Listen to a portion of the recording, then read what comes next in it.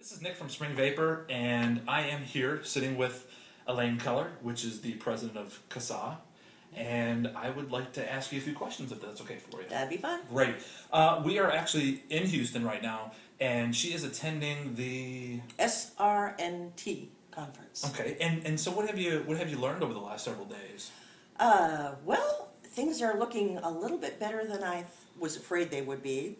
I'm actually hearing people saying things about tobacco harm reduction, about reduced risk products. I've heard e-cigarettes mentioned several times, and I see that it's very helpful. Excellent, excellent. So just to help us understand what CASAA does, can you tell us a little bit about it for people who don't know?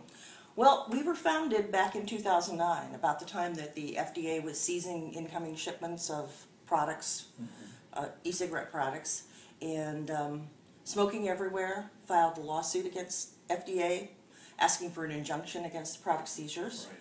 They were joined in the suit by Soterra, who makes the Enjoy products. And, those of us who had been smoking for decades and had finally quit smoking were going, wait a minute, we finally found something that works and they want to ban it? We need to do something about this. And so we used the forum, we used e-cigarette forum, and started talking and formulating a mission statement and plans and so forth, and we formed a nonprofit organization right there on the forum. Awesome, awesome. So, just to piggyback off that, what's your goal? Well, our mission statement is to try to keep reduced risk alternatives available for people who want to substitute them for the deadly inhaling of cigarette smoke. Right. As we were forming this coalition, which originally had to do with e-cigarettes, we found out that there were other products that were equally reduced in risk, such as there's a smokeless tobacco product called snus that was invented in Sweden, Right. and it doesn't involve spitting. It's a moist form of snuff that comes in a little like a tea bag type of pouch that you put in your upper lip, or between your lip and your gum. Right, similar to the bandits that they have for skull, but Right. not actually tobacco, or? Yeah, there's tobacco in them. It's a Okay. finely ground, moist stuff. Gotcha.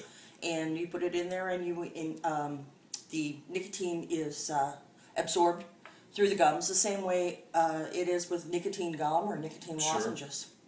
So it works the same way, and those are reduced risk too. And so we decided whatever works is what we're. So you guys are attacking it Effective from all available. angles, not just We are. the e-cigarette. That's all. I would assume you're using e-cigarette right now. I would assume that you were an ex-smoker. Well, I was a smoker until I switched to the e-cigarette. Okay. That was the thing that finally got me off of the last 10 cigarettes. Absolutely, and I think this is, one of the main things people want to hear about it. How are you feeling? Like, how do you feel now that you are not a smoker anymore? Well, number one, I'm not kept awake at night by wheezing. Number two, I've lost what they call in polite company the productive morning cough. Right. And three, the thing that I'm most thrilled about is that I can laugh out loud without going into an embarrassing coughing jag. Awesome. I know on a personal note, I went to a new doctor about 8 or 9 months ago, and did a complete check and a physical, and I asked him how my lungs sounded, and of course this doctor doesn't know me from Adam, and he said they sound fine, and that's when I broke the news that I actually was a smoker for 20 years. Wow. And upwards of 2 packs a day in my last 6 or 7 years. So it's me personally, and it sounds like you have the same situation. It's been a blessing. Yeah. It's been an absolute blessing. My lungs love it. Absolutely, absolutely. And I know that they were having some issues in Vermont with a proposed ban for the e-cigarette. What can you tell me about what's going on with that right now? Well, originally what they were trying to do was ban any kind of internet sales of any kind of tobacco product, and that included e-cigarettes, which would have pretty much meant that, there goes access to the products. Right. And we organized a letter writing campaign, and some people who live in the area were calling the legislators, and we had an effect. They have removed e-cigarettes from that piece of legislation. Fantastic. And possibly it won't be passed at all, which would be good. Absolutely. That's incredible. Years back, in 2009, the case against smoking everywhere. What did you guys step in? How did you have any kind of effect on the decision that was made?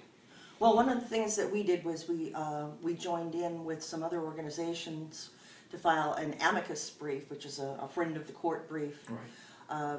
And I wrote a personal letter to Judge Leanne. I don't know if he reads personal letters from the public, but I explained how when the FDA said smoking cessation, they were talking about treatment for nicotine addiction, and that these products weren't intended for that. They were intended to be a replacement Substitute. for smoking, a substitute Right. for smoking. So Judge Leon found in favor of smoking everywhere and enjoy, and granted the injunction. The FDA appealed it. I attended the oral arguments of the appeals court, which was kind of a thrill. Right, exciting, definitely. Yeah. Definitely. And the appeals court upheld the lower court ruling, and the FDA tried again. They said, okay, well, appeals court, we want you to rehear this case with all 9 judges. And the appeals court said, no. Wow. So the FDA said, well, gee, we'd have to take it to the Supreme Court.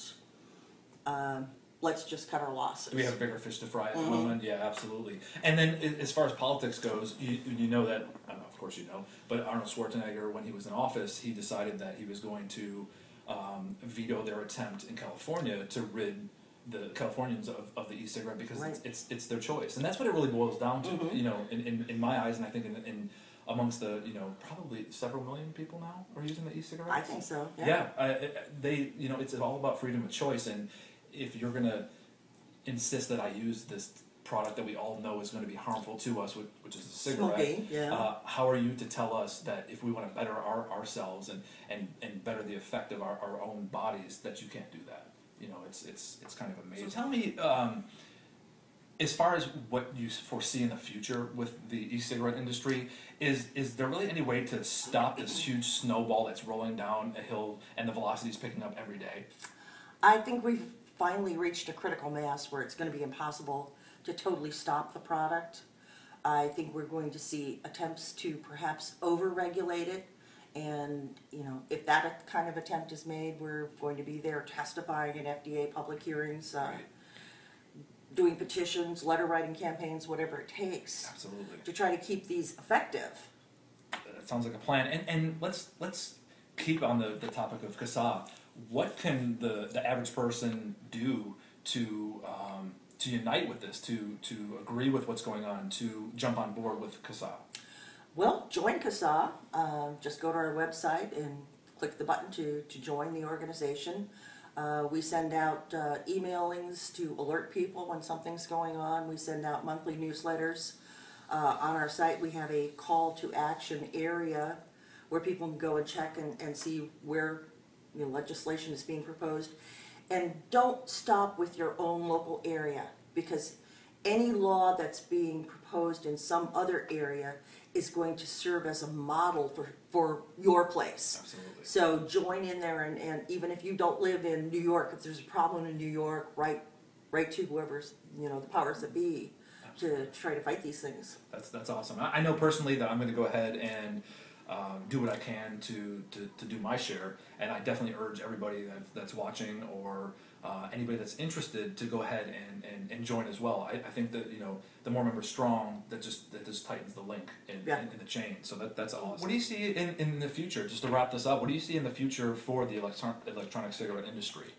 Well, the interesting thing was I heard in the SR&T meetings today, the guess was made that within 10 years, the combustible cigarette that we all know, the tobacco cigarette, may be gone from the market. And one of the researchers was saying that he could see the e-cigarette having a big part in replacing that, and I think that would be wonderful. That's really good news. Yeah. That's really good news. We both feel the health differences from stopping smoking tobacco cigarettes. Right.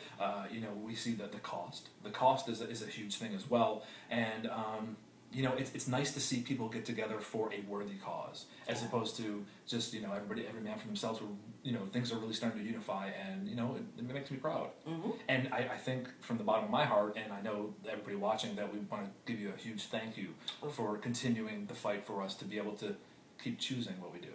My pleasure. Yeah, absolutely. Thank you for watching. I hope you enjoyed it.